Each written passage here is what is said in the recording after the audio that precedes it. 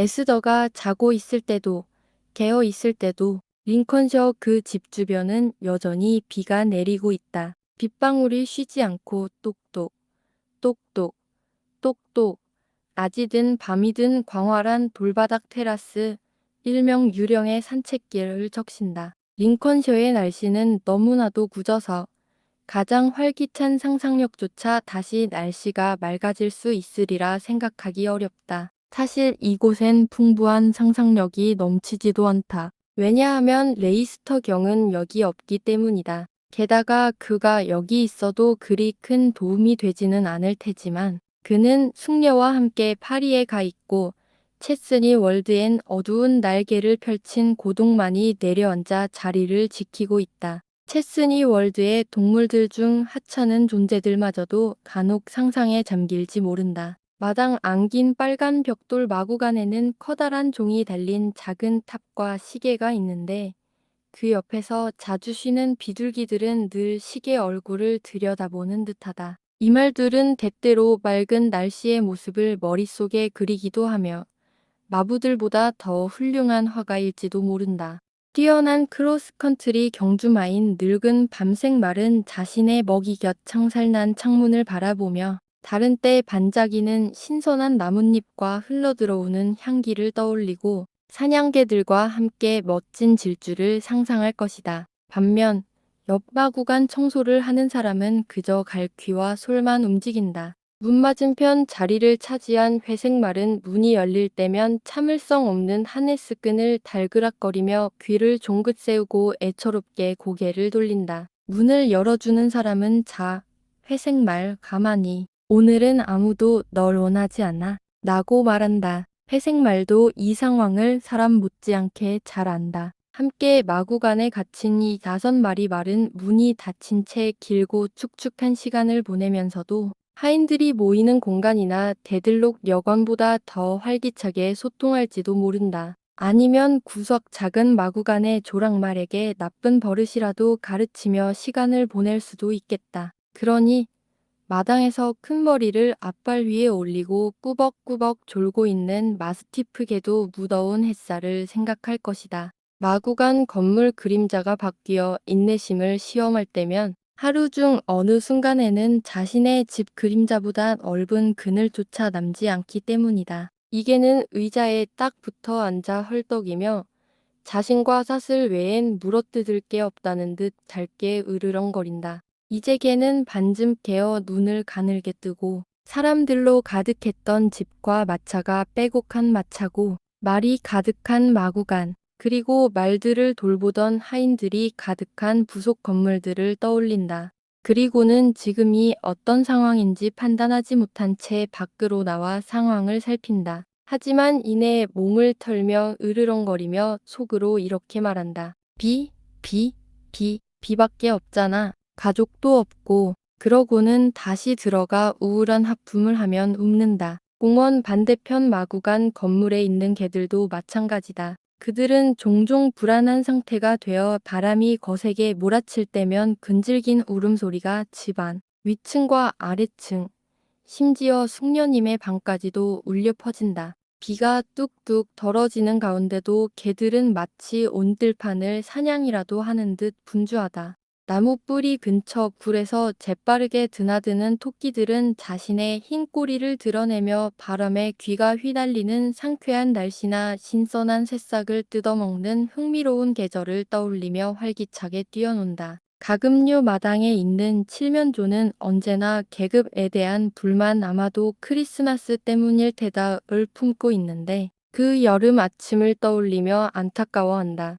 그때는 벌목된 나무 사이에 작은 길에 들어갔고 거기엔 헛강과 보리가 있었다. 오래된 문지방 아래를 머리를 숙여 지나가는 불만 가득한 거위는 만약 우리가 그 말을 알아들을 수 있다면 그림자가 땅에 드리워지는 날씨를 더 좋아한다는 투로 개걸스럽게 수다를 떨지도 모른다. 이렇든 저렇든 체스니 월드에서는 별다른 상상이 거의 일어나지 않는다. 아주 가끔 어딘가에서 희미하게 일렁이는 상상의 불씨가 있다면 그것은 오래된 울림이 있는 이곳에서 한참 멀리까지 퍼져나가며 결국엔 유령과 신비로 이어진다. 링컨셔에서는 비가 너무 오래, 너무 심하게 내려서 체스니 월드의 나이든 가정부인 라운스웰 부인은 빗방울이 유리창에 맺힌 게 아닌지 확인하려고 안경을 여러 번 벗어 닫곤 했다. 라운스웰 부인은 비가 오는 소리를 듣고도 충분히 확신할 수 있었겠지만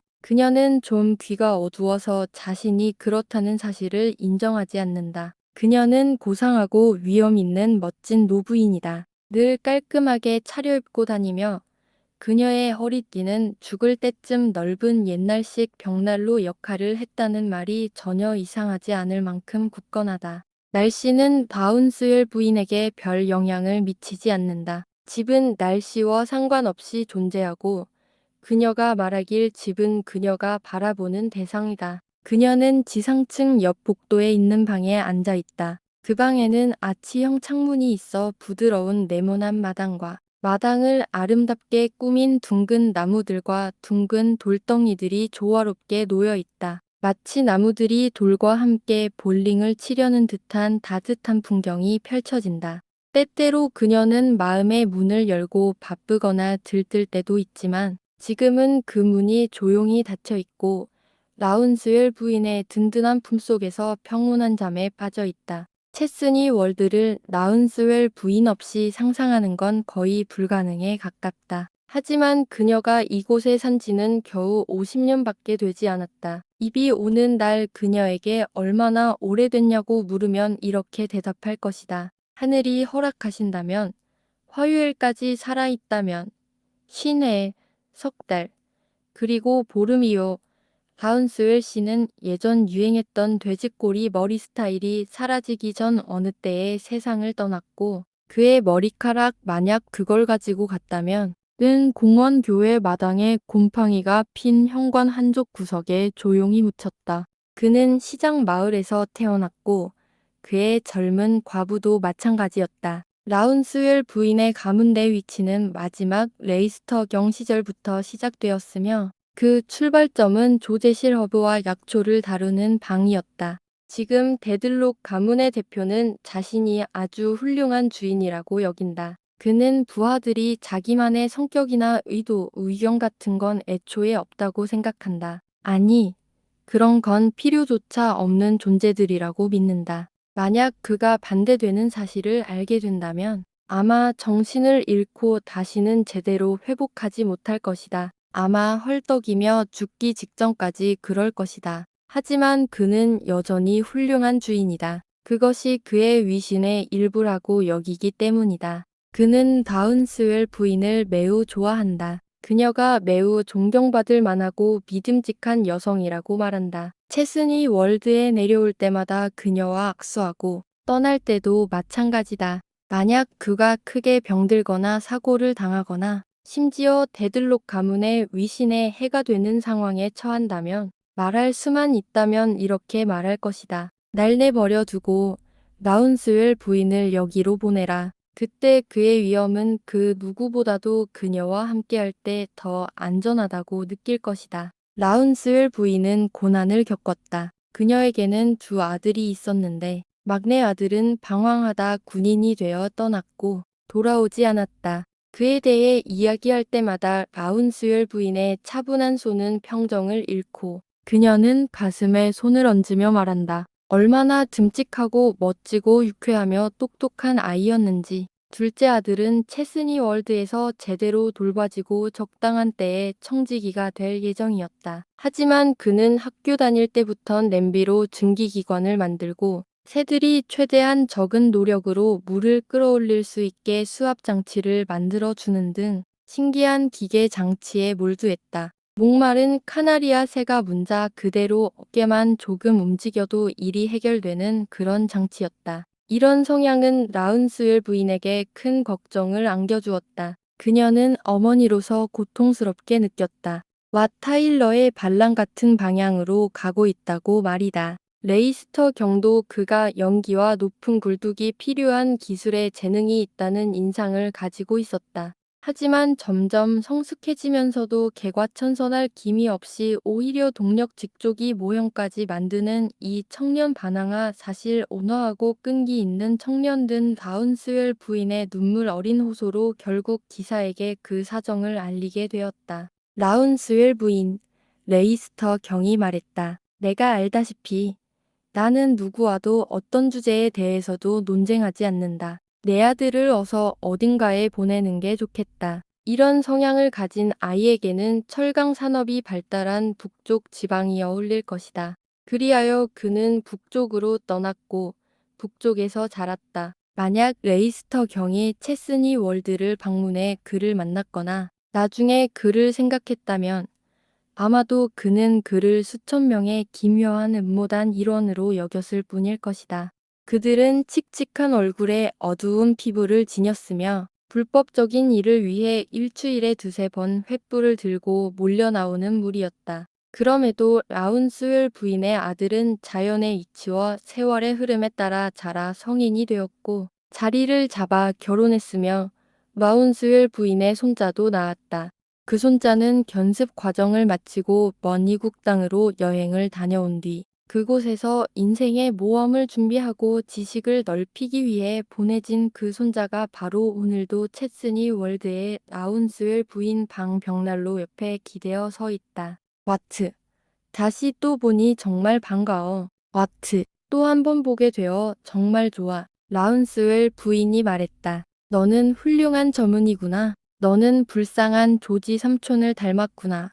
아, 이 말을 하면서도 라운스웰 부인의 손은 평소처럼 조용히 불안하게 움직인다. 사람들은 제가 아버지를 닮았다고 합니다. 할머니, 너도 그렇지. 얘야. 하지만 가장 닮은 이는 내 불쌍한 조지 삼촌이야. 그리고 사랑하는 내 아버지. 라운스웰 부인은 다시 손을 모았다. 아버지는 건강하신가? 네.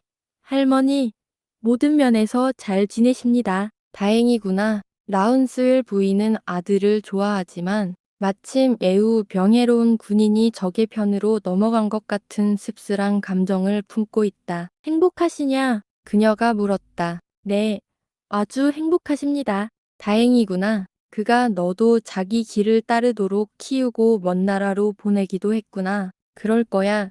그 사람이 가장 잘 알겠지. 체스니 월드 너머에 내가 이해하지 못하는 세상이 있을지도 모르니까. 비록 나도 젊진 않지만 좋은 사람들을 많이 만나보았단다. 할머니, 젊은 남자가 말을 바꿔서 말했다. 아까 할머니 곁에서 본 아주 예쁜 여자의 말인데 이름이 로사라 했지. 그래, 얘야 마을에 사는 과부 딸이야. 요즘은 하녀들이 배우기 참 힘들어서 나는 어릴 때부터 곁에 두었단다. 똑똑한 아이여서 잘할 거야. 벌써 집을 안내하는 걸 보면 아주 예쁘지. 나와 함께 이 식탁에서 먹고 자란단다. 그 아이를 쫓아낸 건 아니죠. 아마 가족 얘기를 한다고 생각했을 거야. 겁이 많거든. 젊은 여자에게 겸손은 아주 훌륭한 덕목이지.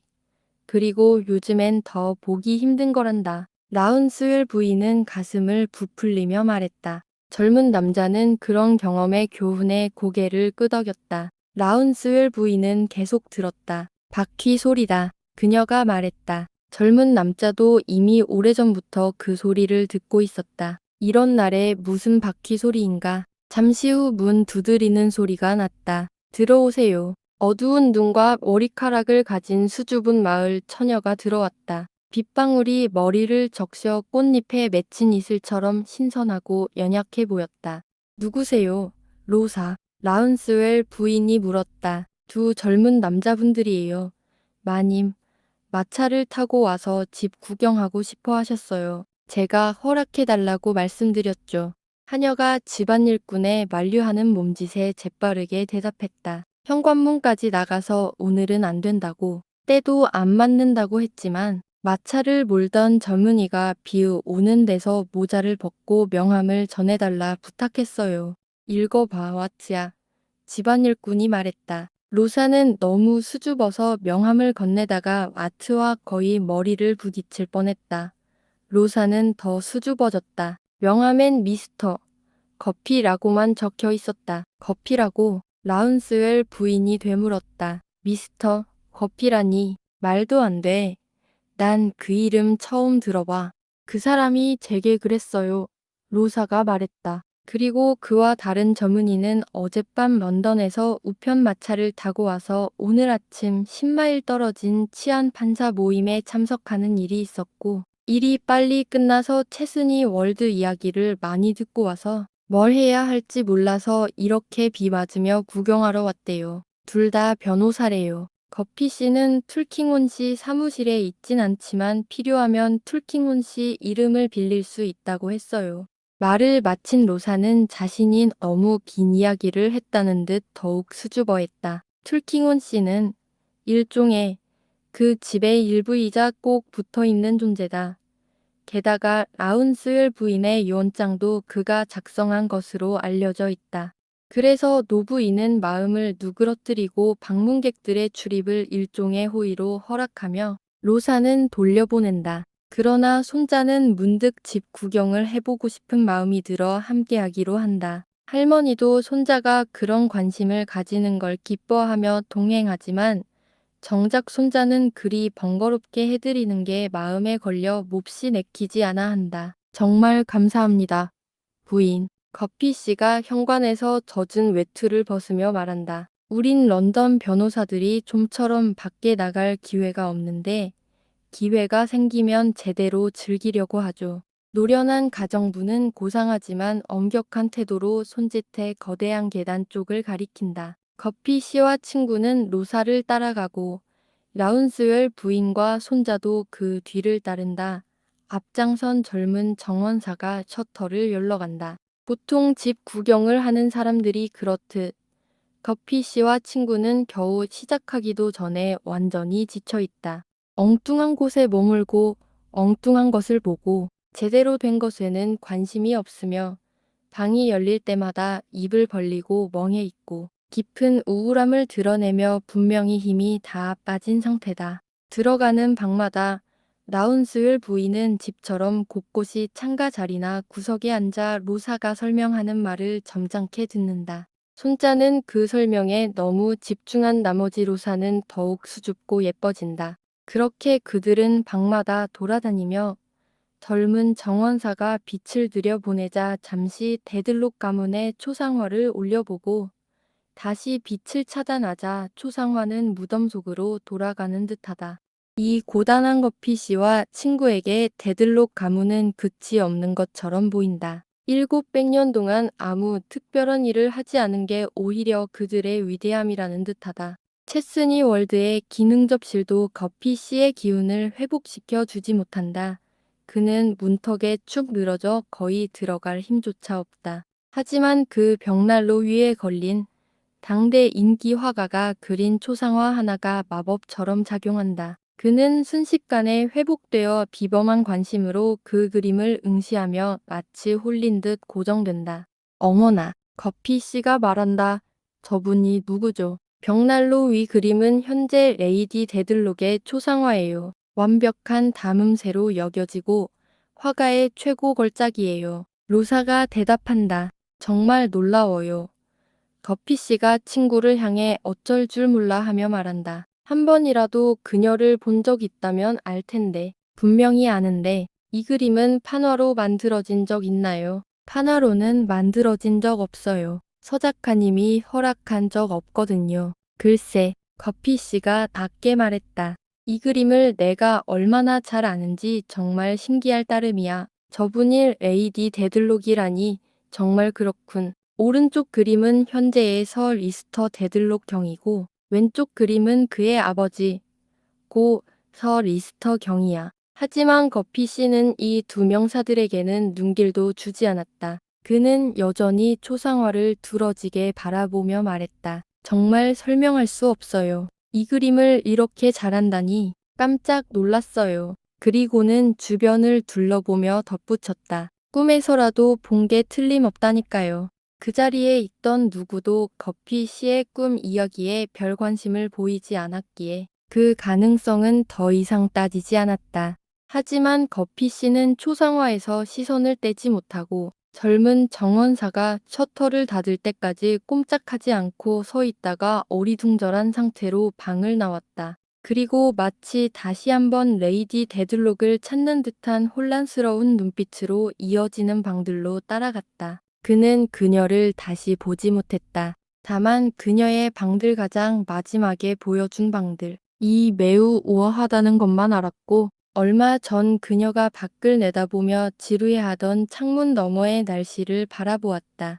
모든 것에는 끝이 있듯 아무리 사람들이 공들여 보는 집이라도 보기도 전에 이미 지치게 마련이었다. 거피 씨는 그 집 구경의 끝에 다다랐고 막바지에는 신선한 마을 처녀의 소개를 들었다. 그녀는 늘 이렇게 말했다. 아래 테라스가 아주 유명해요. 가족 전례에 따르면 유령의 산책길이라고 불린답니다. 정말요? 거피 씨가 호기심 어린 눈으로 물었다. 그 이야기가 뭔가 그림과 관련 있나요? 그 이야기를 좀 들려주세요. 와트가 반쯤 속삭이며 부탁했다. 저는 몰라요. 선생님, 로사는 한층 더 수줍게 말했다. 그 이야기는 방문객과는 관련 없고 거의 친 이야기예요. 가정부가 다가와 말했다. 그저 가족끼리 전하는 일화에 불과해요. 제가 또 묻는 거 용서해 주세요. 그림과 관련된 이야기인지 말이에요. 거피 씨가 말했다. 그림 생각을 하면 할수록 더 잘 아는 기분이 드니까요. 도대체 어떻게 아는 건지 모르겠지만요. 그 이야기는 그림과 전혀 관련이 없다고 가정부는 단언했다. 거피 씨는 그녀의 설명에 감사하며 친구와 함께 젊은 정원사의 안내를 받아 다른 계단으로 내려갔다. 얼마 뒤 그들이 떠나는 마차 소리가 들렸다. 이제 땅거미가 내리고 있었다. 라운스웰 부인은 두 젊은 방문객의 신중함을 믿고 그들에게 유령의 산책길이라는 이름이 어떻게 붙었는지 얘기해도 좋겠다고 생각했다. 그녀는 점점 어두워지는 창가 큰 안락의자에 앉아 이야기를 시작했다. 내 사랑하는 이들아, 찰스 1세 왕님께서 다스리시던 악명 높은 시절, 물론 그 훌륭하신 왕께 대항해 연합한 반역자들의 그 악한 날들을 말하는 거란다. 그때 체스니 월드의 주인은 서 모버리 데들록 경이었어. 그 이전의 가문에 유령에 대한 기록이 있었는지는 잘 모르겠지만 아주 그럴 법하다고 생각한다네. 라운스을 부인은 이 의견을 고집했다. 왜냐하면 그렇게 오래되고 중요한 가문이라면 유령 한 분쯤은 당연히 있어야 한다고 믿었기 때문이다. 그녀에게 유령은 상류층만 누릴 수 있는 특권이자 평민들이 가질 수 없는 우아한 차별화라고 여겨졌다. 서 모버리 데들록 경은 말할 것도 없이 숭고한 순교자 편이었네. 하지만 그의 부인은 가문 혈통이 전혀 아닌 분이라 불행하게도 나쁜 편을 지지했다는 소문이 있지. 그녀가 찰스 왕의 적들과 친척 관계였고 그들과 서신을 주고받으며 정보를 넘겼다는 얘기가 전해지네. 왕을 따르던 지방 신사들이 이 집에서 회의를 할 때면 그 부인이 그들의 회의실 문 가까이에서 몰래 듣고 있었다고 하지. 막, 저 테라스 위를 누군가 걸어가는 발자국 소리가 들리나? 로사는 가정부에게 가까이 다가가 물었다. 돌 위로 떨어지는 빗소리밖에 안 들려요. 젊은 왓은 대답했다. 그런데 이상한 메아리 소리가 있어요. 아마 메아리겠죠. 마치 발걸음을 멈추었다가 내딛는 것 같아요. 가정부는 엄숙하게 고개를 끄덕이며 말을 이었다.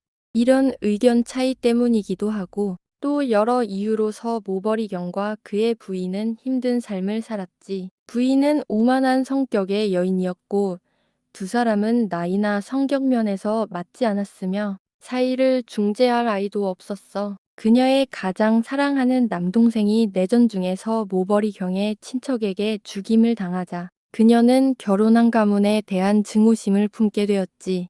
데들록 가문이 왕을 따라 체스니 월드를 떠나려 할 때 그녀가 한밤중에 몰래 마구간에 내려가 말을 다치게 했다는 말이 있어. 어느 밤 그녀가 계단을 내려가는 걸 남편이 따라가 마구간에서 붙잡았는데 몸싸움 중이거나 떨어지면서 보긋 놀란 말이 발길질을 하며 그녀가 엉덩이를 다쳐 그때부터 쇠약해졌다는 이야기야. 가정부는 목소리를 거의 속삭임에 가깝게 낮추었다. 그녀는 늘씬한 몸매에 고귀한 품격을 지닌 부인이었어. 변화에 대해 한 번도 불평하지 않았고 장애가 생겼다거나 고통이 있다고 누구에게도 말하지 않았지. 하지만 날마다 테라스를 걸으려 애썼고 돌란간을 짚어가며 햇빛과 그림자 속을 오르내렸어. 점점 더 힘겨워졌지만 계속했지. 어느 오후 그날 밤 이후로 단 한 번도 입을 열지 않았던 남편이 큰 남독 창문 앞에 서 있는데 그녀가 바닥에 쓰러지는 걸 보았어. 그는 급히 달려가 그녀를 일으켜 세우려 했지만 그녀는 그가 몸을 숙이잠 일천했고 차갑고 단호한 눈빛으로 그를 바라보며 말했지. 여기 내가 걸어 다녔던 곳에서 죽을 거예요. 그리고 무덤 속에 있더라도 여기서 걷겠어요. 이 집의 자존심이 무너질 때까지 여기서 걸을 거예요. 그리고 재앙이나 불명예가 닥칠 때 데들록 가족은 내 발자국 소리를 들어야 할 거예요. 와트가 로사를 바라본다. 로사는 점점 어두워지는 방 안에서 두려움과 수줍음이 섞인 표정으로 땅을 내려다본다. 그 자리에서 그녀는 죽었단다. 그리고 그날부터 이 이름이 내려왔지. 유령의 산책길이라고. 그 발걸음 소리가 메아리일 수도 있지만 어두워진 뒤에만 들리고 오랫동안 들리지 않을 때도 있단다. 하지만 때때로 돌아오고 가족 중에 병이 들거나 죽음이 가까워질 때면 반드시 들리지. 불명예 도요, 할머니. 와트가 묻는다. 체스니 월드엔 불명예가 없단다. 집안 가정부가 대답한다. 손자가 그렇군요. 맞아요 하고 사과한다. 이게 이야기야. 무슨 소리든 불안하게 하는 소리지. 라운스웰 부인이 의자에서 일어나며 말한다. 중요한 건 반드시 들어야 한다는 거야. 내 사랑하는 레이디도 두려움이 없지만 그 소리가 들리면 반드시 들어야 한다고 인정하셔. 귀를 막을 수 없단다.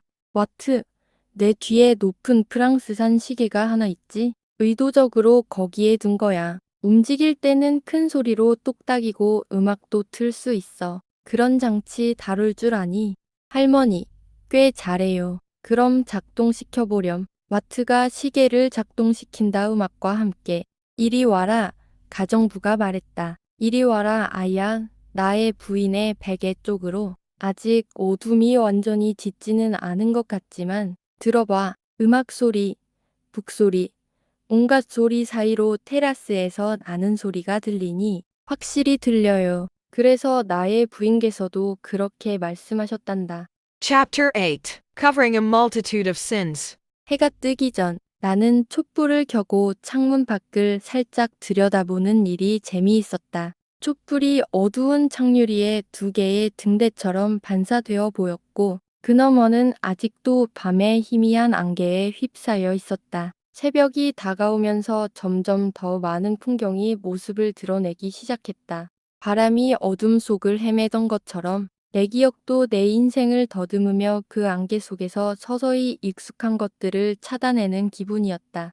처음에는 안개 속에 희미하게 보이던 것들이었지만 별들이 아직 반짝이고 있는 하늘 위로 옅은 새벽이 퍼지고 곧 그림은 점점 더 커지고 채워져 갔다. 창밖을 들여다볼 때마다 1시간쯤은 충분히 바라볼 수 있을 만큼 풍경이 새롭게 펼쳐졌다. 촛불은 어느새 아침에 어울리지 않는 유일한 존재가 되었고 방 안의 어두운 구석들은 사라졌다. 햇빛이 밝게 비추자 쾌활한 풍경이 눈앞에 펼쳐졌다. 그 가운데 오래된 수도원 교회가 그 무거운 탑과 함께 부드러운 그림자를 들이우고 있었는데 그 모습은 거친 외관과는 다르게 평온하고 온화한 분위기를 자아냈다. 거친 겉모습에서도 때로는 이렇게 고요하고 부드러운 힘이 흘러나오는 법이라는 걸 나는 이제는 알게 되었다. 집안 구석구석이 잘 정돈되어 있었고 모두가 나에게 신경 써주어 두 개의 열쇠 다발을 다루는데 아무런 어려움이 없었다. 하지만 각 저장실의 서랍과 찬장을 기억하려고 노력하고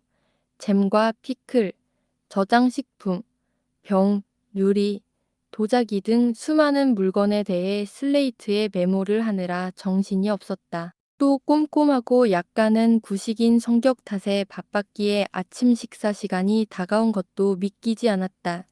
종이 울리자 나는 재빨리 달려가 차를 준비했다. 차주전자를 맡게 된 나는 모두가 다소 늦게 내려와 아직 아무도 없다는 사실에 정원에 잠시 다녀오기로 했다. 정원은 정말 사랑스러운 곳이었다. 앞쪽에는 우리가 들어왔던 예쁜 가로수길과 진입로가 있었고, 참고로 우리는 바퀴 자국으로 자갈길을 망쳐서 정원사에게 굴러달라고 부탁했다. 뒤쪽에는 꽃밭이 있었으며 그 너머에는 부엌 정원, 그리고 작은 목초지와 아늑한 마른 집 마당, 그리고 귀여운 농장 마당이 이어졌다. 집 자체는 세 개의 지붕 꼭대기와 크고 작은 다양한 모양의 창문들, 장미와 인동덩굴이 뒤덮인 남쪽 벽면의 격자무늬, 그리고 따뜻하고 아늑하며 환영받는 느낌을 주는 모습이었다. 아다이더가 주인과 팔짱을 끼고 나와서는 이 집은 내 사촌 존에게도 어울릴 만큼 훌륭해요. 라고 말했는데, 존은 그 말에 그녀의 볼을 살짝 고집으며 우스갯소리로 받아주었다. 스킨폴 씨는 전날 밤처럼 아침 식사 때도 쾌활했다. 테이블 위에 꿀이 있었는데 그것 때문에 벌 이야기를 시작했다. 그는 꿀을 싫어하지 않는다고 했다. 사실 좋아하는 것 같았다. 하지만 벌들이 자신을 너무 모범적인 존재로 내세우는 걸 불만스럽게 여겼다. 왜 바쁜 벌을 본보기로 삼아야 하는지 전혀 이해할 수 없다는 거였다. 벌이 꿀을 만드는 걸 좋아해서 하는 거지. 아무도 벌에게 그렇게 하라고 부탁하지 않았다고 했다. 벌이 자신의 취향을 그렇게 대단한 미덕으로 내세울 필요는 없다는 거였다.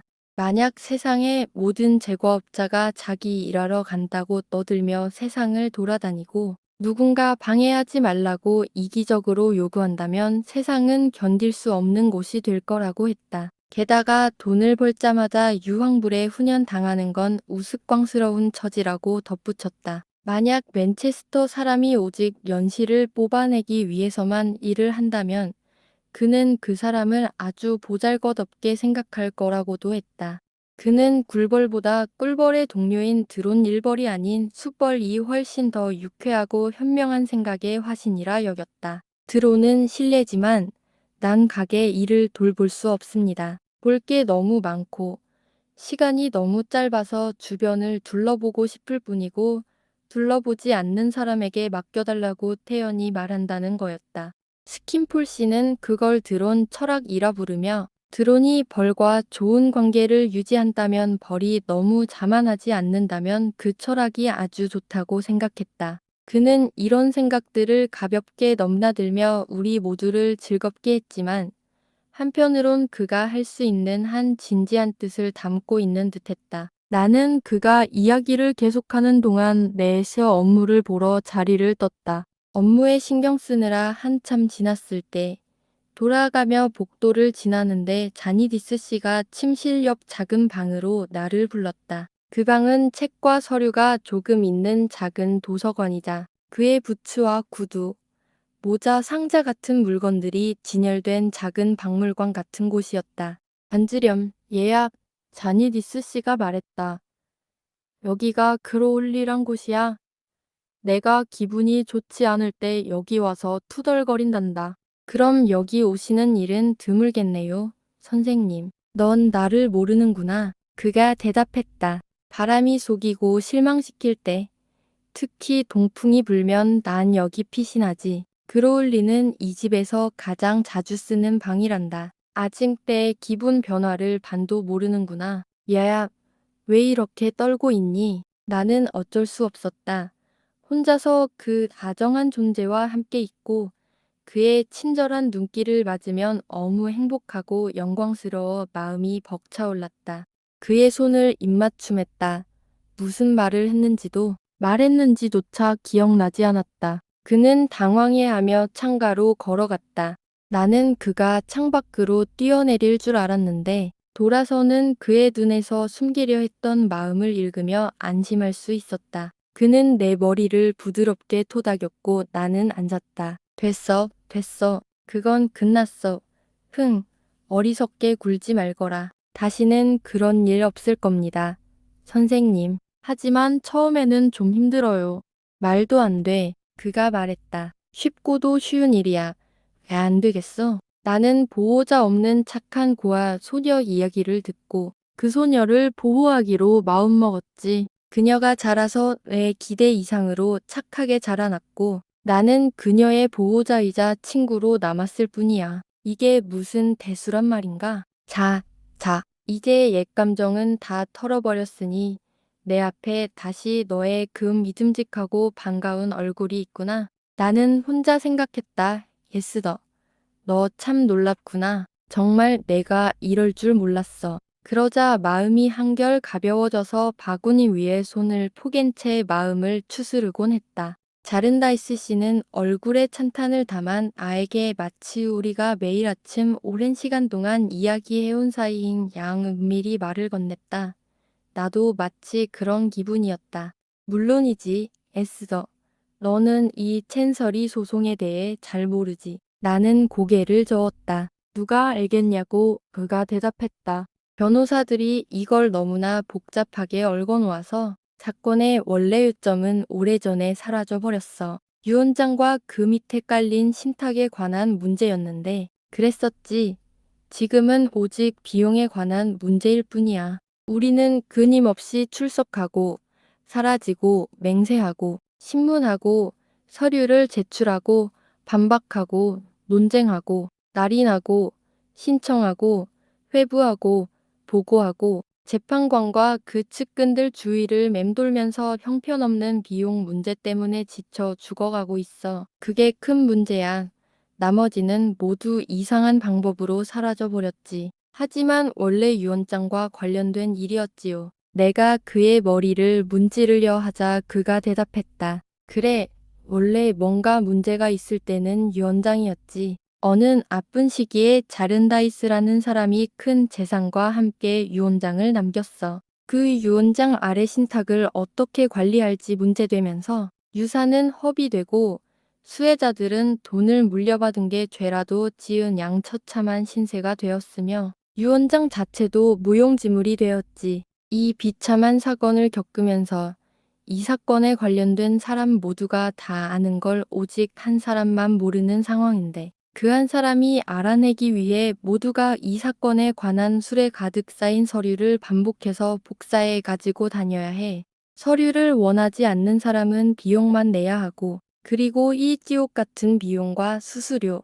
허튼 소리, 부패가 만연한 댄스 같은 절차를 통과해야 하지. 형평법과 일반법이 서로 문제를 주고받으며 서로 우린 이걸 못해 하면서도 아무것도 못한다고 직접 말할 수 없는 상황이라 이러느니 저러느니 변호사와 법률 대리인들이 어편 비편으로 알파벳을 완성할 정도로 꼬이고 엉켜 있단다. 그렇게 수년, 수명, 삶이 이어져도 모든 일이 반복되기만 할 뿐 결코 끝나지 않아. 우리는 사건 당사자로 묶여 있어서 좋든 싫든 이 소송에서 벗어날 수 없어. 하지만 생각하려 들지 마. 내 큰 고모부, 불쌍한 탐 자른다이스가 생각하기 시작한 게 바로 끝의 시작이었지. 제가 들은 그 자른다이스 씨 말씀인가요? 그는 심각한 표정으로 고개를 끄덕였다. 나는 그의 상속인이었고 이 집도 그의 것이었네. 에스더, 내가 이곳에 왔을 때는 정말 쓸쓸했지. 그는 이 집 곳곳에 자신의 고통의 흔적을 남겨두었어. 지금은 얼마나 달라졌을까요? 내가 말했다. 그전에는 더 피크스를 하고 불렸지. 그가 이 이름을 바꾸고 이곳에 틀어박혀 밤낮으로 소송 서류 더미를 헤치며 이 복잡한 문제를 어떻게든 풀어내고 끝내려고 했었어. 그 사이 집은 점점 허물어졌고 바람은 금이 간 벽 사이로 휘파람을 불었으며 비는 부서진 지붕 사이로 떨어지고 잡초가 썩어가는 문으로 가는 길을 덮었지. 그가 남긴 유품을 이곳에 가져왔을 때 집안의 정신마저 사라진 것 같았어. 집이 너무 망가져 있었거든. 그는 몸서리를 치며 잠시 왔다 갔다 하더니 이내 얼굴을 밝히며 주머니에 손을 넣고 다시 앉았다. 내가 아까 말했지. 여기 그로울리라고. 어디까지 말했더라. 나는 그가 블리크 하우스를 어떻게 변화시켰는지 이야기했던 부분을 상기시켰다. 블리크 하우스. 맞아, 런던 그 도시에는 지금도 우리 소유라고 할 수 있는 부동산이 있는데 지금은 그곳이 옛 블리크 하우스와 많이 닮았네. 우리라 해도 사실은 소송의 우리야. 솔직히 말하면 그곳은 비용의 소유물이라고 불러야 할 걸세. 왜냐면 지금 그곳에서 뭔가를 건져낼 유일한 힘이 비용뿐이고 그 땅은 그저 보기만 해도 속상한 마음 아픈 공간이 되었기 때문이지. 그곳은 망가져가는 눈먼 집들이 모여 있는 거리야. 창문은 부서지고 유리 한 장 없으며 창틀조차 없고 덜컹거리는 덮개는 문에서 떨어져 나가고 녹잇은 철제 울타리는 벗겨져 나가며 굴뚝은 무너져 내리고 문 앞 돌계단은 시들고 모든 문이 마치 죽음의 문 같아. 부서진 집들을 받쳐주는 목발마저도 썩고 있지. 블리크 하우스가 법원의 관리 대상은 아니었지만 그 집 주인은 소송에 얽혀 있었고 집도 그 영향에서 벗어나지 못했네. 이게 바로 긴장 그레이트 실이 찍힌 흔적이지. 온 영국 곳곳에 퍼져 있는 흔적일세. 아이들도 이걸 알고 있지. 정말 많이 변했네요. 내가 다시 말했다. 그래, 맞아. 그가 훨씬 쾌활하게 대답했다. 네가 이렇게 밝은 면만 봐주는 게 참 현명한 일이야. 내가 현명하다니. 사실 이런 얘긴 나도 거의 하지 않고 여기 그로울리 방에서만 생각하지. 만약 이 얘기를 리처드와 아다에게 해도 된다고 생각한다면 내 판단에 맡기겠네, 에스더. 저기, 선생님 내가 말했다. 내가 차라리 후견인이라 불러주는 게 나을 걸세. 내 사랑, 나는 다시 목이 메는 걸 느꼈다. 에스더, 이젠 내가 알고 있잖아. 라고 내게 다그쳤지만 그는 마치 농담인 양 다정한 뜻을 감춘 듯 살짝 말했다. 나는 살짝 손에 쥔 집안 열쇠를 흔들어 스스로에게 상기시키고 손을 단단히 바구니 위에 모은 채 조용히 그를 바라보았다. 후견인님, 내가 말했다. 제가 너무 제 판단만 믿지 않으셨으면 좋겠어요. 오해하지 마세요. 제가 영리하지 못하다는 걸 알게 되면 실망하실지도 모르지만 정말 진실이고 솔직히 고백하지 않았다면 곧 들통났을 거예요. 그는 전혀 실망하지 않은 듯 했다. 오히려 얼굴 가득 미소를 지으며 나를 아주 잘 안다며 나한테 충분히 영리하다고 했다. 그럴 수 있으면 좋겠어요. 내가 말했다. 하지만 사실은 두려워요. 후견인님, 넌 우리 집에 착한 작은 안악이 될 만큼 충분히 똑똑하단다. 내 사랑. 그가 장난스럽게 말했다. 이에 시스킨폴 얘긴 아니고 속 작은 할머니 말이 있지. 작은 할머니, 그리 높이 어디 가시나요? 하늘의 거미줄을 쓸어내려요. 에스더, 내가 이 집 살림살이에서 하늘의 거미줄을 아주 깨끗이 쓸어내면 언젠가 우리는 그로울리를 포기하고 문을 못 지래야 할 거야. 그때부턴 아는 할머니, 작은 할머니, 거미줄, 쉽튼 부인, 허버드 아주머니, 더던 부인 등 온갖 별명으로 불려서 내 본명은 금세 잊혀지고 말았다. 자, 다시 우리 이야기로 돌아가자. 자른다이스 씨가 말했다. 여길 이크가 있네. 희망이 가득한 젊은 청년이지. 이제 그를 어떻게 해야 할까? 아, 세상에. 그런 중요한 문제에 내 의견을 묻다니. 여기 있어요, 에스더. 자른다이스 씨가 손을 편안히 주머니에 넣고 다리를 쭉 뻗으며 말했다. 그 아이는 직업이 있어야 하고 스스로 어떤 길을 선택해야 해. 아마도 그걸 둘러싼 더 많은 위글로메이션이 있을 거야. 하지만 어쨌든 해야만 하는 일이야. 뭐라고요? 후견인님. 내가 물었다. 위글로메이션이라니까. 그가 답했다. 내가 아는 유일한 이름이야. 이걸 부르는 말은 그 아이는 법원 후견 아래에 있는 사람이니까. 내 사랑. 켄지와 카보이가 뭔가를 말할 테고 마스터 썸바디 일종의 우스꽝스러운 교구 관리인인데 챈서리 레인에 있는 퀄리티 코트 뒷방에서 사건 해결을 위해 무덤을 파는 사람이지그도 할 말이 있을 거야. 변호사들도 할 말이 있고 대법관도 할 말이 있을 거고 그 주변 사람들 또한 할 말이 많을 거야. 모두에게 넉넉한 수수료를 줘야 할 테니 이 일은 온통 격식과 말 많음, 불만족, 그리고 비용 낭비로 가득할 거야. 그래서 나는 이 모든 걸 위글로메이션이라고 부르는 거야. 인류가 어떻게 이렇게 위글로메이션이라는 병에 걸렸는지, 그리고 왜 이 젊은 사람들이 이 늪에 빠졌는지 나는 알 수 없네. 그런 걸까? 그는 다시 머리를 만지며 바람을 느끼는 듯한 태도를 보였다.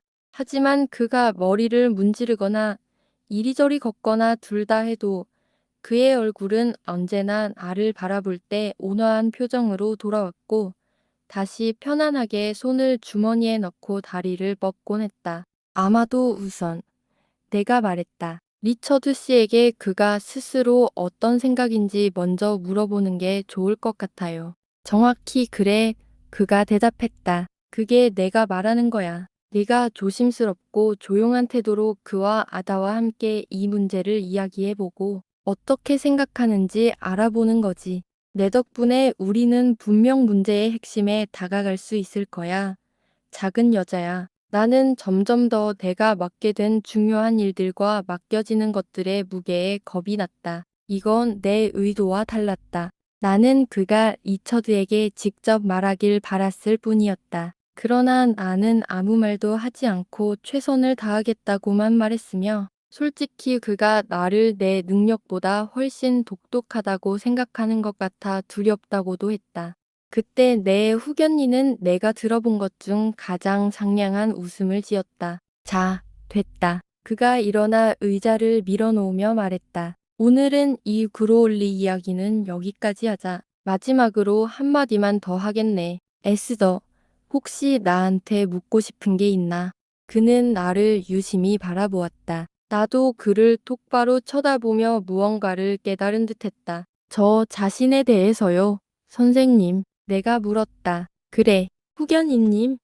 나는 조심스레 그의 손을 잡았다. 내 손이 갑자기 차가워진 걸 내가 원한 것보다 훨씬 차가웠지만 아무것도 아니에요. 제가 알아야 할 것이나 알아야 할 필요가 있다면 당신이 굳이 말해달라고 제가 청하지 않아도 틀림없이 말씀해 주셨을 거예요. 재전적인 신뢰와 믿음이 당신에게 있지 않다면 저는 정말 마음이 너무나도 굳은 사람일 겁니다. 저는 묻고 싶은 게 없어요.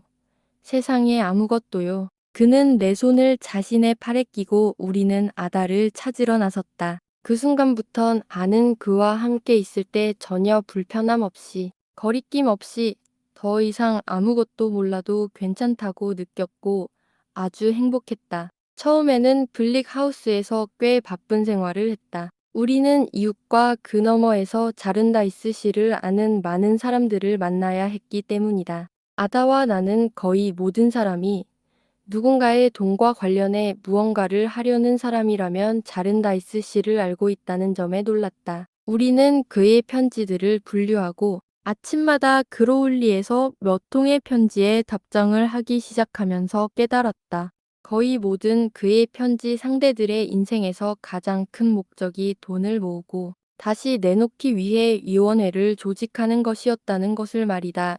여성들은 남성들 못지않게 오히려 더 열정적으로 이 일에 몰두했다. 그들은 위원회를 구성하고 이례적인 열정으로 모금 활동을 벌였다. 우리는 그들 중 일부는 우체국 전화번호부 전체에 기부 신청서를 돌리며 일생을 보낼 것 같다고 생각했다. 셔링 카드, 하프 크라운 카드, 하프 소버링 카드, 페니 카드까지 종류도 다양했다. 그들은 모든 것을 원했다. 옷이든, 헌린넨 조각이든, 돈이든, 석탄이든, 수프든, 이자든, 사인회든, 플란넬이든, 자른다이스 씨가 가진 것이든 없는 것이든 말이다. 그들의 목표는 요구만큼이나 다양했다. 새로운 건물을 짓고자 했고, 오래된 건물의 빚을 갚으려 했으며, 그림과 함께 제한된 서쪽 외관도 도판 첨부로 중세의 마리아 수녀회를 설립하려 했고, 젤리비 부인에게 증서도 주려 했으며, 비서의 초상화를 그의 장모에게 선물하기 위해 준비하는 듯 모든 걸 다 해내려고 했다. 그들은 영국 여성들, 영국 딸들, 6가지 주요 덕목의 자매들, 미국 여성들, 100가지 교파의 여성들 등 수많은 이름을 갖고 있었다. 언제나 선거운동과 투표에 열을 올렸다. 우리 같은 단순한 이들에게는 그들이 수만 명의 표를 항상 조사하고 있지만 정작 후보를 당선시키는 일은 없다고 여겨졌다. 그들의 바쁜 삶을 생각하면 머리가 아팠다. 이 탐욕스러운 자선활동, 내가 이 표현을 써도 될지 모르겠지만으로 가장 유명한 여성 중 하나는 파디글 부인이었다. 그녀는 자른다이스 씨에게 보내는 편지 수로 보면 거의 젤리비 부인만큼이나 영향력 있는 인물 같았다. 파디글 부인이 화제가 될 때마다 바람이 바뀌고 자른다이스 씨가 자선가에는 두 종류가 있다고 말할 때마다 그 이야기를 중단시키는 것 같았다. 첫 번째는 조금만 베풀면서 큰 소리를 내는 사람들. 두 번째는 크게 베풀면서도 소란을 피우지 않는 사람들 말이다. 우리는 파디글 부인이 전자 유형이 아닐까 추측하며 그녀를 만나게 되어 반가웠다. 그녀는 5 아들과 함께 어느 날 방문했다. 그녀는 안경을 쓴 위험 있는 스타일의 여자였고 코가 도드라졌으며 목소리가 컸다. 그녀는 아주 많은 공간을 차지하는 듯한 인상을 줬다. 실제로도 그랬다. 치마가 멀리 떨어진 작은 의자들을 쓰러뜨렸으니 말이다. 그날 집에 있던 사람은 아다와 나뿐이었기에 우리는 조심스럽게 그녀를 맞았다. 그녀가 마치 차가운 날씨처럼 들어와서 뒤따르는 작은 파디글 가족들을 쓸쓸하게 만드는 듯 했으니까. 여기 있는 아이들이 제 5 아들이에요. 여러분, 파디글 부인은 첫 인사를 마치고 쉴 새 없이 말하기 시작했다. 첫째 에그버트 12살는 토카후포 인디언들에게 자기 용돈 오실린 새 펜스를 보내줬죠. 둘째 오스왈드 10살 받는 그레이트 내셔널 스미저스 감사에 2실링 9펜스를 냈고 셋째 프랜시스 9살는 1실링 6펜스 반, 넷째 펠릭스 7살는 은퇴한 과부들을 위해 8펜스, 막내 알프레드 5살는 자발적으로 기쁨의 어린이 채권에 가입해서 평생 담배를 절대 피우지 않겠다고 약속했답니다. 우리는 그보다 불만 가득한 아이들을 본 적이 없었다. 아이들이 쭈글쭈글하고 시들해 보였던 것뿐 아니라 분노와 불만으로 가득 차서 마치 사나운 야생 동물처럼 보였다. 토카후포 인디언 이야기가 나오자 에그버트는 그 부족에서 가장 험악한 사람처럼 무섭게 찡그렸다. 각 아이의 기부액이 언급될 때마다 표정이 유독 앙심 가득하게 어두워졌는데 그중 에그버트가 가장 심했다. 하지만 기쁨의 어린이 채권에 가입한 막내 알프레드는 그저 무표정하고 지친 얼굴이었다. 여러분, 젤리비 부인 댁에 다녀온 걸로 알고 있어요. 파디글 부인이 물었다. 우리는 그렇다고 대답했다. 하룻밤을 지냈다고? 젤리비 부인께서는 사회에 큰 도움을 주시는 분이에요. 제 아이들도 아프리카 프로젝트에 기부했답니다. 에그버트는 1실링 6펜스, 구주 용돈 전액이고 오스월드는 1실링 1펜스 반, 나머지도 자신의 형편에 맞게요. 하지만 젤리비 부인의 모든 점에 동의하는 건 아니에요. 특히 그녀가 자기 아이들을 대하는 방식은요. 그녀의 아이들이 그녀가 바치는 목표에서 제외된다는 점이 눈에 띄었어요. 맞을 수도 있고 틀릴 수도 있지만 제 아이들과 저는 그렇지 않아요. 저는 아이들과 어디든 함께 가요. 나는 나중에 알아도 마찬가지로 망가지기 일보 직전인 첫째 아이가 이 말을 듣고 날카로운 비명을 질렀다는 걸 확신했다. 아이는 그것을 하품으로 감췄지만 분명 처음엔 비명이었다. 아이들은 1년 내내 심지어 한겨울에도 매일 아침 6시 반에 저와 함께 성가 아침 예배에 참석해요. 파디글 부인이 재빠르게 말했다. 저는 학교 선생님이고 방문 봉사자이고 독서 봉사자이며 나눔 봉사자예요. 지역 린넨박스 위원회와 여러 위원회에도 속해 있죠. 그리고 나만큼 폭넓게 선거운동을 하는 사람은 없을 거예요. 하지만 아이들은 어디든 제 동반자예요. 이를 통해 빈민에 대한 지식을 쌓고 자선 사업을 할 수 있는 능력을 갖추며 결국 성인이 되어 이웃에게 도움이 되고 자기 자신에게도 만족을 줄 거예요. 우리 아이들은 헛된 일이 아니에요. 저는 아이들의 용돈 전액을 그들이 내는 기부금으로 관리하고 있어요. 아이들은 공공 모임, 강연, 토론회에 어른들보다도 더 많이 참석했답니다. 제가 말했듯 막내 알프레드는 2시간이나 이어진 회장의 열정적인 연설 동안 몇 안 되는 의식 있는 아이 중 하나였어요. 알프레드는 그날 밤의 상처를 결코 또 절대 용서하지 않을 것처럼 우리를 노려보았다. 미스 선머슨, 혹시 제가 말씀드린 명단 중에 존경하는 자른다이스 씨가 가지고 있는 리스트에서 우리 젊은 가족 이름 곁에 파디글 F, 메스, 1파운드라고 적힌 걸 보셨을 거예요. 저희 남편 이름이지요. 보통 우리는 같은 순서를 따릅니다. 제가 먼저 조금씩 기부하고 그 다음에 우리 아이들이 나이와 형편에 따라 작은 금액을 냅니다. 그리고 마지막으로 남편이 뒤를 잇죠. 파디글 씨는 제 지시에 따라 소액을 기꺼이 보태며 그렇게 해서 저희끼리는 즐겁고 또 다른 이들에게도 도움이 된다고 믿어요. 만약 파디글 씨가 젤리비 씨와 저녁 식사를 함께하고 젤리비 씨가 식사 후 파디글 씨에게 속내를 털어놓는다면 파디글 씨 역시 젤리비 씨에게 어떤 비밀스러운 이야기를 할까? 갑자기 그런 생각이 들어서 내가 혼란스러웠다. 정말 쾌적한 곳에서 지내시네요. 파디글 부인이 말했다. 우리는 다행히 화제를 돌려 창가로 가서 전망의 아름다움을 보여주었다. 하지만 그녀가 낀 안경 너머로 보이는 눈빛은 묘하게 무심한 듯했다. 미스터 거셔하세요. 그녀가 물었다. 우리는 아쉽게도 그분을 알지 못한다고 대답했다. 손해보셨네요.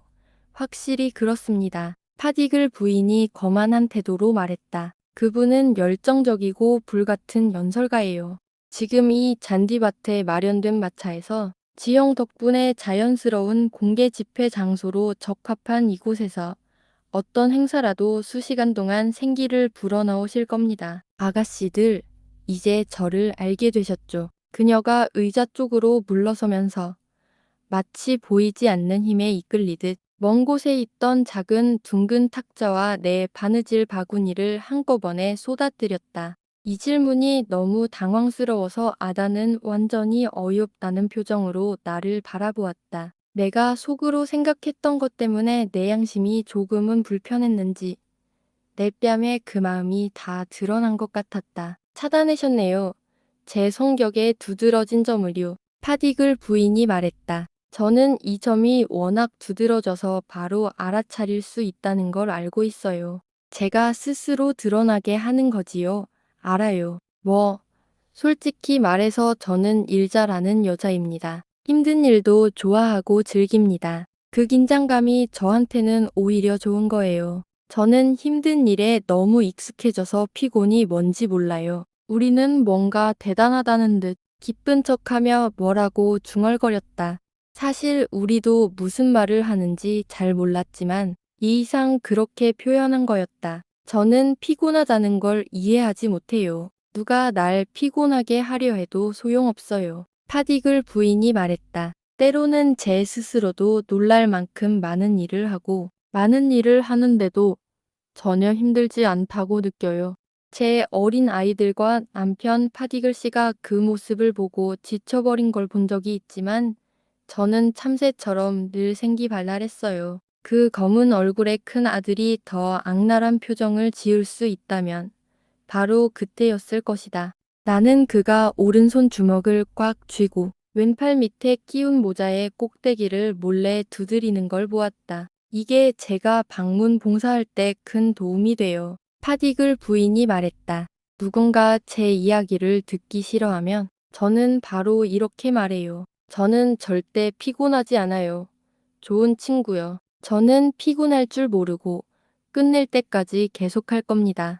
이 말이 아주 효과적이죠. 미스 선머슨 곧 저와 함께 방문 봉사를 해주셨으면 하고 미스 클레어도 곧 함께 해주셨으면 해요. 처음엔 바쁘다는 핑계로 당장은 사양했지만 그 말이 소용없자 좀 더 구체적으로 말했다. 나는 남들과는 많이 다른 마음을 가진 이들에게 맞춰서 말하는데 서툴고 그런 일을 하려면 마음을 읽는 섬세한 능력이 꼭 필요한데 나는 그게 부족하다고. 내가 먼저 배워야 할 게 많아서 좋은 의도만으로는 부족하다고 생각한다고. 그래서 지금은 내 주변에서 할 수 있는 일부터 최선을 다하며 조금씩 범위를 넓혀가는 게 낫다고 했다. 이 모든 말을 자신감 없이 했는데 파디글 부인이 나보다 훨씬 나이도 많고 경험도 많고 태도가 군대식처럼 단호해서 더 움츠러들었다. 틀렸어요. 미스 선머슨. 그녀가 말했다. 하지만 아마도 당신은 힘든 일이나 그 흥분에 잘 맞지 않는 것 같군요. 그게 큰 차이를 만들죠. 제 일이 어떻게 진행되는지 보고 싶다면 지금 제 어린 가족들과 함께 이 동네에 사는 벽돌공을 만나러 갈 참이에요. 그 사람은 아주 나쁜 인물이죠. 당신과 함께 가면 좋겠어요.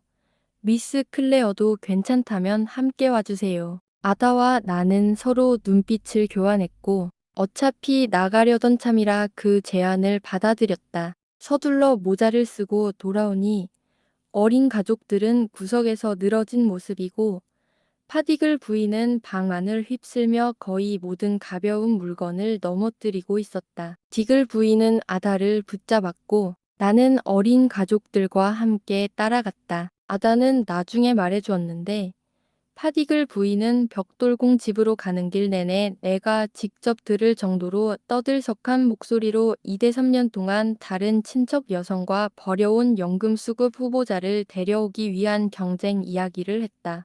수많은 인쇄물, 약속, 대리인님, 투표가 있었고 모두가 활기를 얻었지만 당선자는 아직 없었다고 했다. 나는 아이들이 대개 비밀을 털어놓는 걸 좋아하고 보통 그런 대접을 받는 편이지만 이번엔 매우 불편했다. 밖에 나오자마자 에그버트가 작은 도둑 같은 태도로 주머니 돈이 뺏겼다면 액에 실린 한 잎을 요구했다. 내가 그 말이 특히 부모와 관련해서 매우 부적절하다고 지적하자 그가 뾰로통하게 그 여자 때문에 라고 덧붙였다.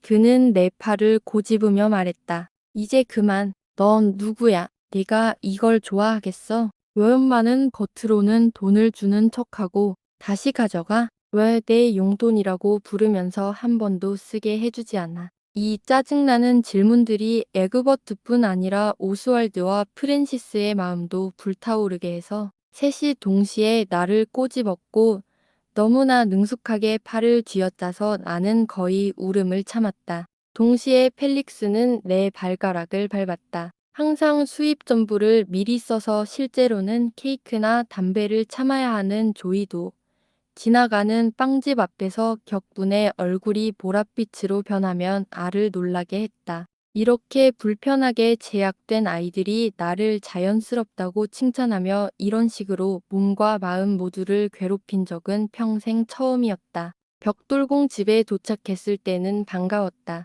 하지만 그곳은 벽돌 바탄족에 모여있는 초라한 오두막들 중 하나였고 깨진 창문 가까이에는 돼지오리들이 있었으며 문 앞에 초라한 작은 정원에는 고여있는 석은 물밖에 자라지 않고 있었다. 여기저기 오래된 대야들이 지붕에서 떨어지는 빗물을 받기 위해 놓여 있었거나 진흙으로 둑을 쌓아 큰 진흙탕 같은 작은 연못을 만들기도 했다. 문과 창문 앞에는 몇몇 남녀들이 어슬렁거리거나 배회하고 있었는데 우리를 보고는 서로 웃거나 남의 일에 신경 쓰지 않고 신사들이 자기 일만 하는 거다라는 식으로 지나가며 가볍게 한마디씩 던질 뿐이었다. 파디글 부인은 도덕적인 결의를 대대적으로 과시하며 선두에서 앞장섰다.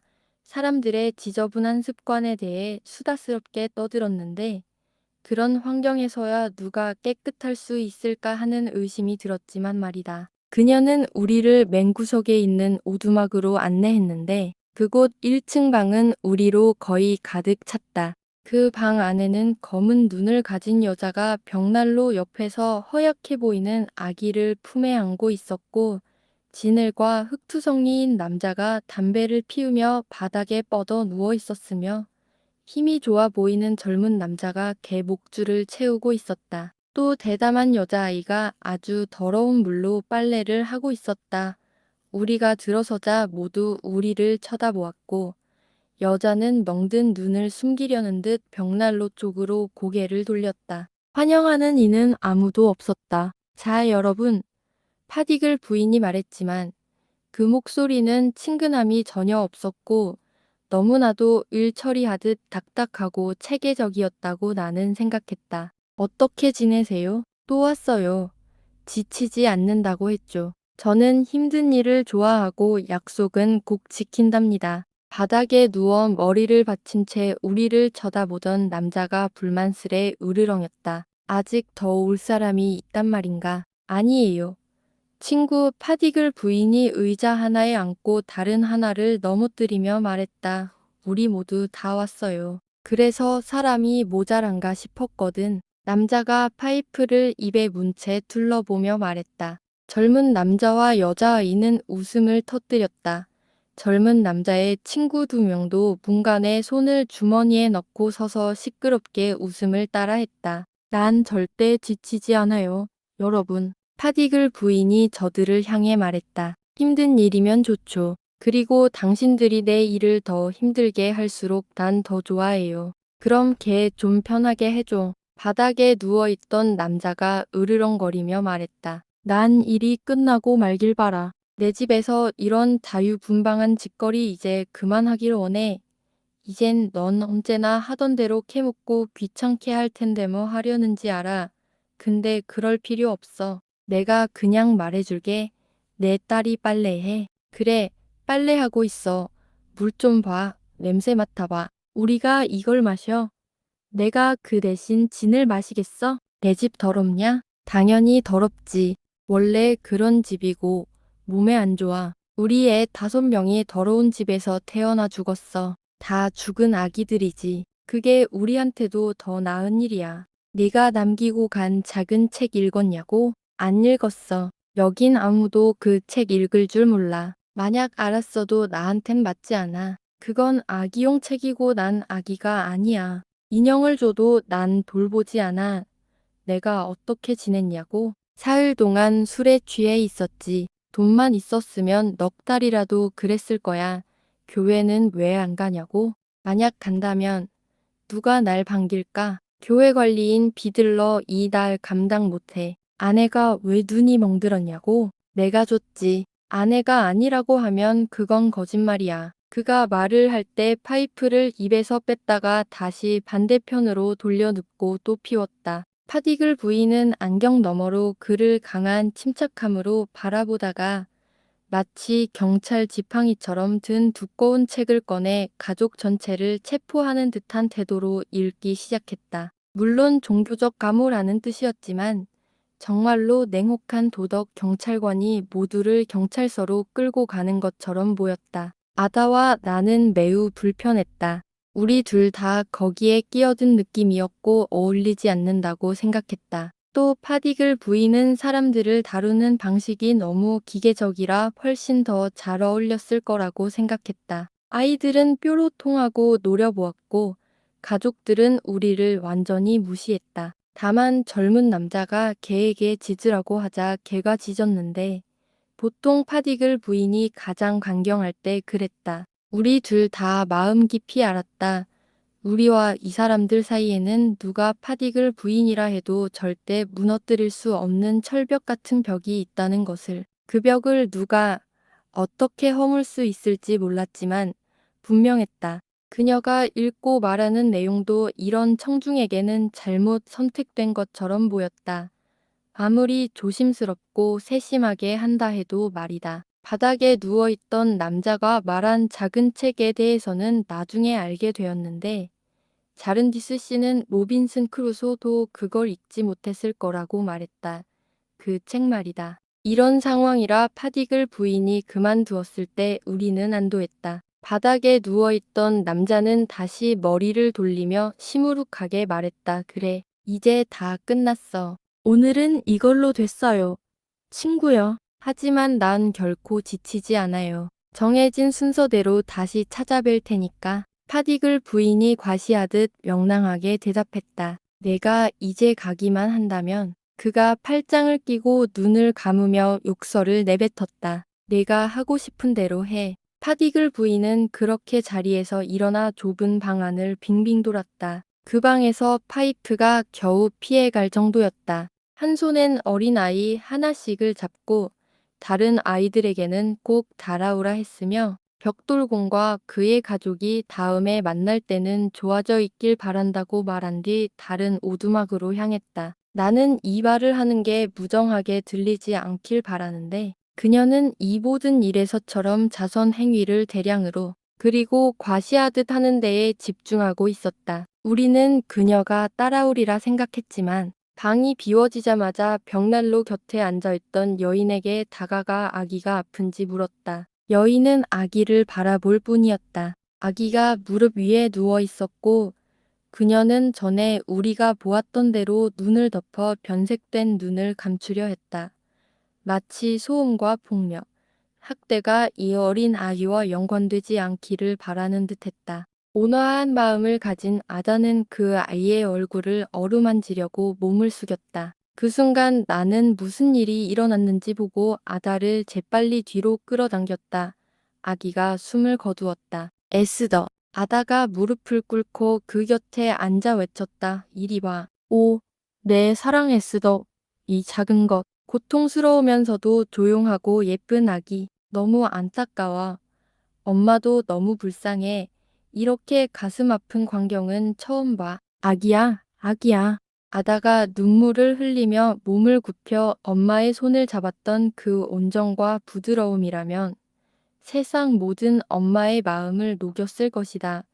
그 여인은 처음에 놀란 듯 그녀를 바라보다가 이내 눈물을 터뜨렸다. 조금 있다가 나는 아기에게서 가벼운 짐을 내려받아 아기가 좀 더 편안하고 고요하게 쉴 수 있도록 할 수 있는 일을 했어. 아기를 선반 위에 조심스레 눕히고 내 손수건으로 덮어주었지. 우리는 엄마를 위로하려 했고 우리 구세주께서 아이들에 대해 하신 말씀을 속삭였어.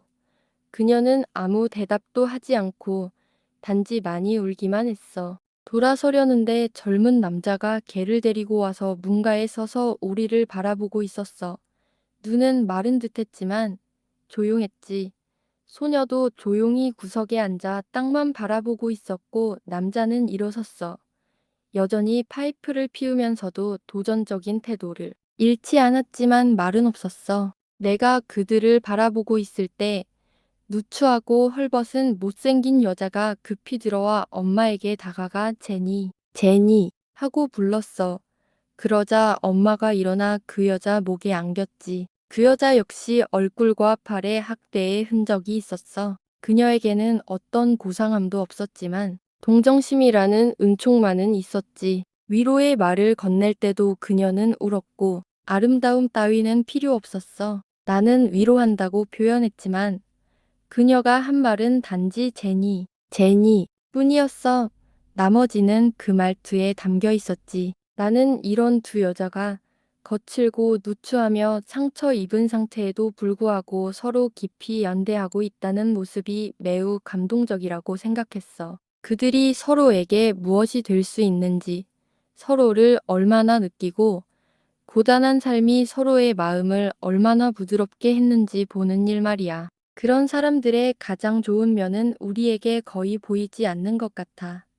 가난한 자들이 가난한 자들에게 무엇이 되는지는 그들 자신과 하나님 외에는 거의 알려지지 않았으니까. 우리는 방해하지 않는 편이 낫겠다고 생각해서 조용히 아무도 모르게 그 자리를 빠져나왔어. 다만 남자만 우리를 보며 문가에서 벽에 기대고 있었는데 우리가 지나갈 자리가 거의 없자 먼저 나가 주었지. 그가 우리를 위해 그렇게 해준 것 같아 고마웠지만 그는 아무 대답도 하지 않았어. 집으로 돌아오는 길에 아다는 슬픔에 가득 차 있었고 집에 있던 리처드는 그녀가 우는 모습을 보고 마음이 아파했어. 하지만 그녀가 없을 때 내게는 그것이 아름답기도 하다고 말했지. 그래서 우리는 밤에 작은 위로품을 가지고 벽돌공집을 다시 방문하기로 했어. 자른디스 씨에게는 가능한 말을 아꼈지만 바람이 완전히 바뀌었어.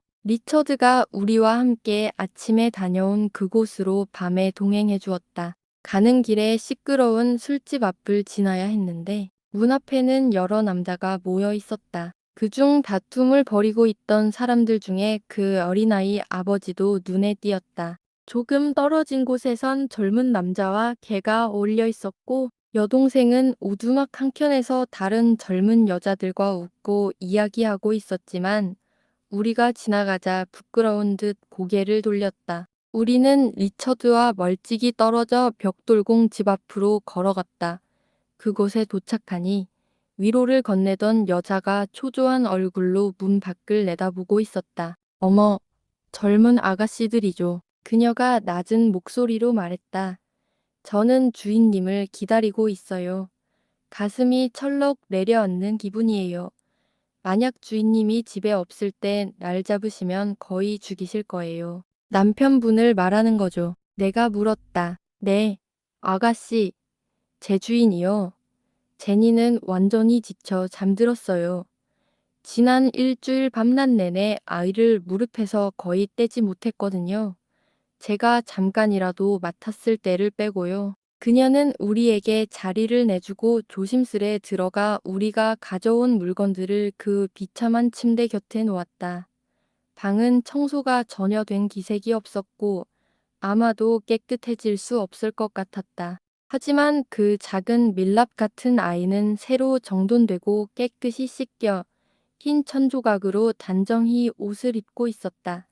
그리고 아직도 아기를 덮고 있는 내 손수건 위에는 그 거칠고 상처 많은 손으로 다정하게 놓인 작은 허브 다발이 있었다. 하늘이 당신을 보답하길 바랍니다. 우리가 말했다. 당신은 착한 분이에요. 저요, 아가씨들. 그녀가 놀란 표정으로 되물었다. 쉿, 제니, 제니. 그 엄마는 잠결에 신음하며 몸을 움직였다.